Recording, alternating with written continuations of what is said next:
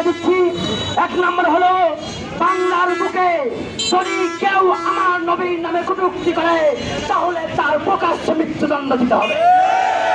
2 নম্বর দাবি হচ্ছে যে আমাদের আল্লাহকে কটূক্তি করেছে, আমার নবীকে নিয়ে কটূক্তি করেছে, তাহাজ্জুদকে নিয়ে কটূক্তি করেছে, কালিমকে মৃত্যুদণ্ড দিতে হবে। 3 নম্বর সেই কালিমকে প্রমোট করেছে, রাহাকে মৃত্যুদণ্ড দিতে হবে।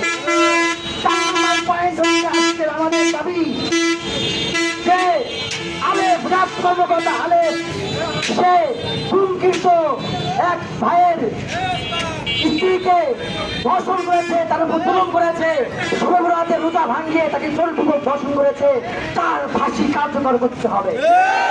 মোহতারাম হাজিরিন, আজকে আমরা যে দাবি করছি যদি এই দাবি না মানা হয় তাহলে রাজপথ কাঁপানো হবে, রাজপথ কাঁপানো হবে, কোনো ছাড় দেওয়া হবে না, চুল পরিমাণও ছাড় দেওয়া হবে না। মোহতারাম হাজিরিন, আজকে আমরা ছোট পরিসরে মেসেজ দিচ্ছি যে মুসলমান আজ ঘুমন্ত না, রাসূলের নামে কটূক্তি করা হবে, আল্লাহর নামে কটূক্তি করা হবে, তাহাজ্জুদের নামে কটূক্তি করা হবে, আর মুসলমান বসে থাকবে।